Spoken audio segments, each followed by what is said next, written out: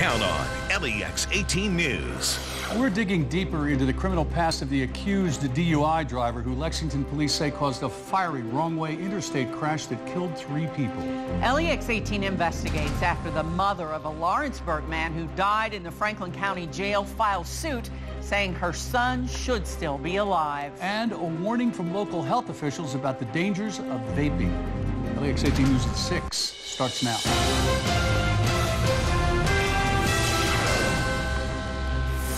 Good evening, I'm Kevin Christopher. And I'm Nancy Cox. Thank you for joining us at 6. A fiery wrong-way crash on I-75 in Lexington left 3 women dead last night. Now police say they believe alcohol or drugs may have been factors in that crash.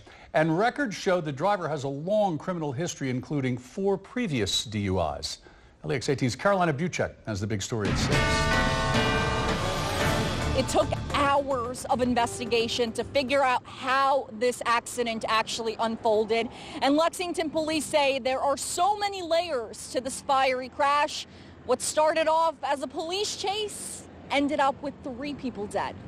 The crash happened in Lexington around 10:15 last night, but police say this actually began in Clark County. And that's where Winchester police say an officer and a sheriff's deputy tried to pull a Ford F-150 over because the driver, 42-year-old Tammy Rodriguez, was speeding and swerving across several different lanes. But she did not stop, so they followed the truck into Lexington. That's where police say Rodriguez merged from I-64 west to I-75 north, made a sudden U-turn, and drove in the wrong direction. But she did not get far before she hit 2 cars. Police say she first hit a Chevy Sonic head on, and then a Jeep, causing it to roll over. In this mess, 3 people died. 6 people in total were involved.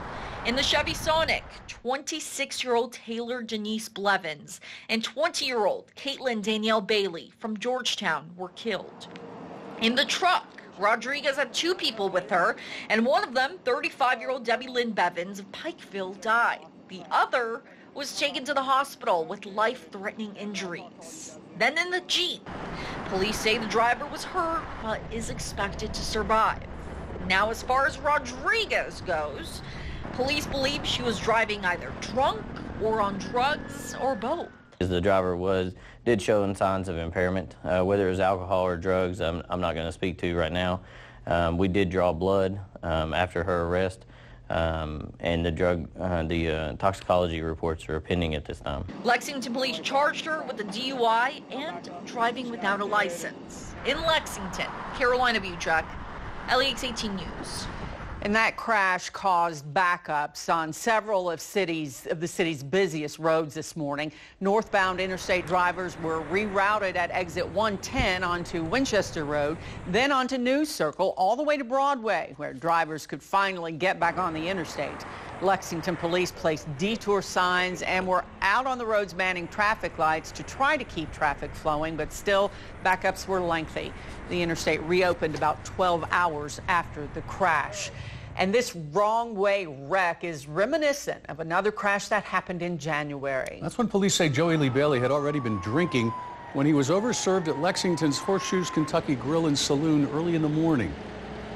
He left the bar and drove the wrong way on I-75 until he crashed into an SUV carrying the Abbas family from Michigan.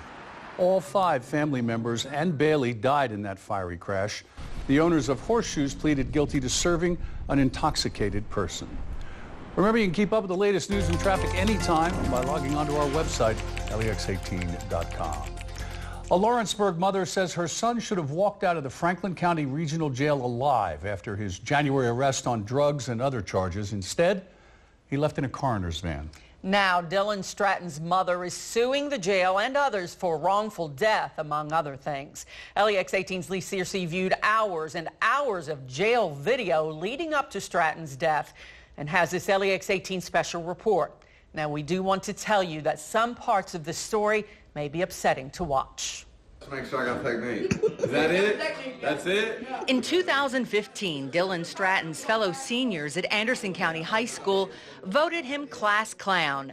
That's the tender-hearted son Leslie Glass remembers. He had a great sense of humor. He laughed all the time. After After graduation, Stratton tried college, but ended up working different jobs. His mother says he was still trying to find his way, still struggling with the recent death of his stepfather. They were pretty close, and, you know.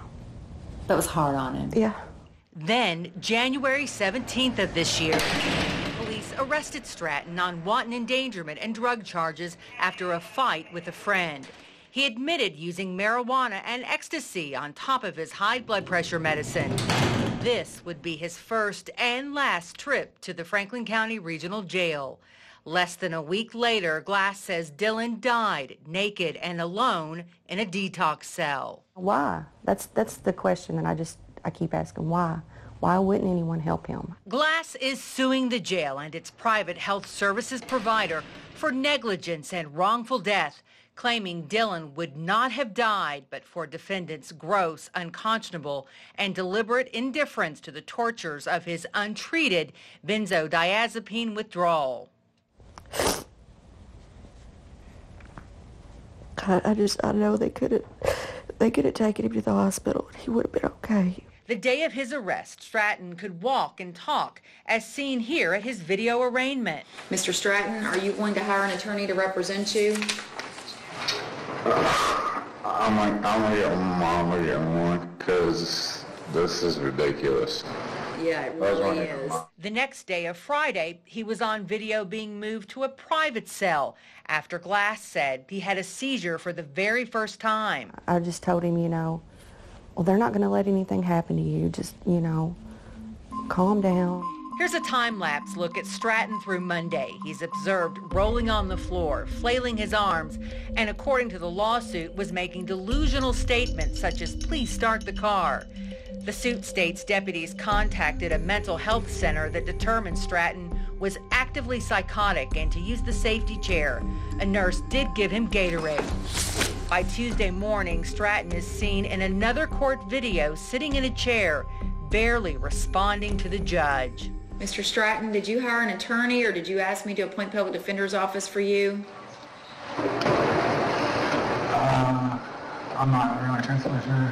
Watch as even the judge appears alarmed by Stratton's deteriorating condition and the condition of another inmate. Is this a detoxing situation? What is going on? Yes, Your Honor. Have they been medically treated?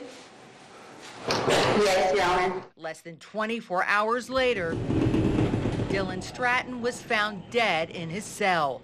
The coroner ruled as cause of death cardiac dysrhythmia and noted obesity and drug use. All they had to do was take him to the hospital, get him some medical attention. The family's attorney, Greg Belsley, believes the jail's own video tells the story. I challenge anybody to watch that video and not be appalled. He says the day before Stratton died, a nurse practitioner was at the jail, but never saw Stratton because he was not put on her patient list. At some point, you've got to say, where does human decency come into all of this? For the past month, we have tried repeatedly over the phone and in person to talk to Franklin County jailer Rick Rogers about Dylan Stratton. He has never once returned our calls and has since retired.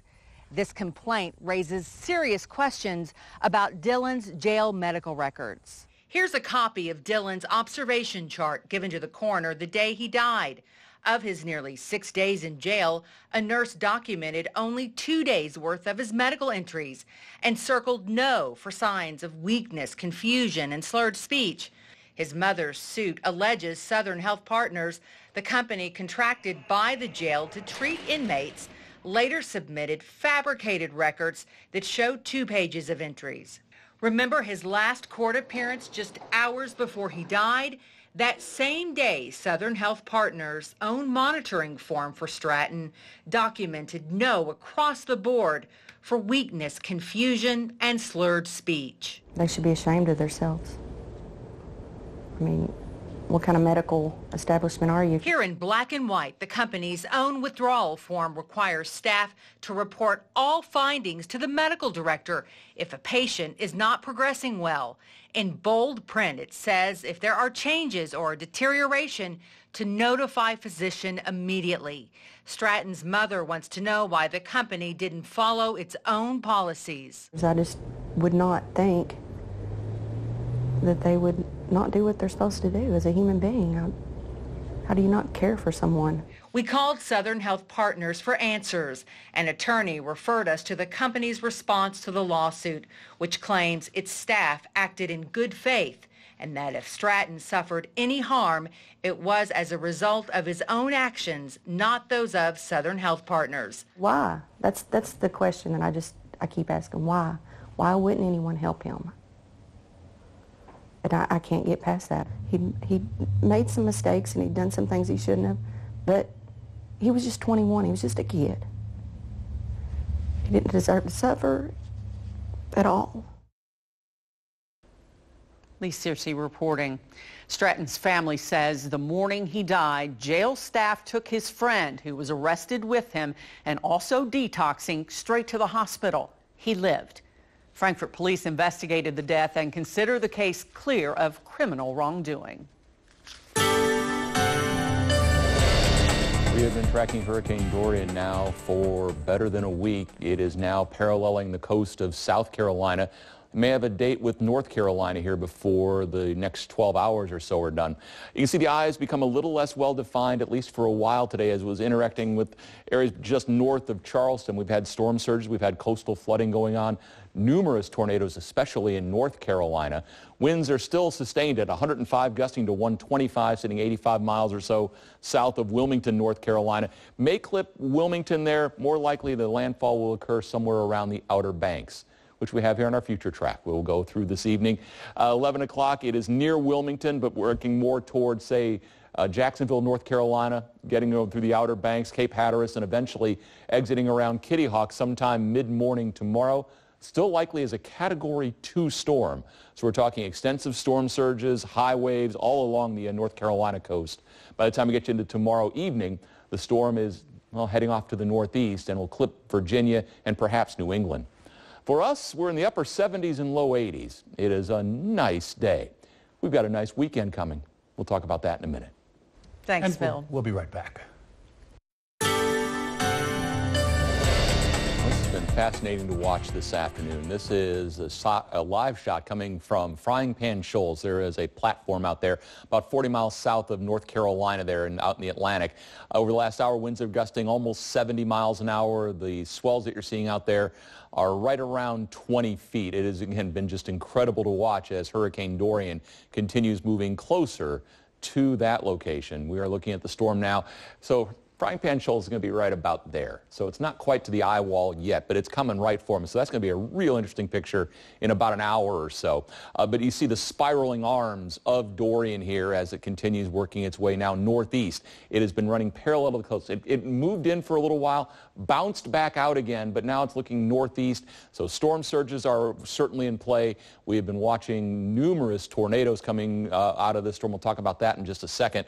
As we've watched this storm this afternoon, there you see it, again, spinning close to Charleston. A lot of power outages around Charleston. Then you see it scooting out and getting a little bit less disorganized here.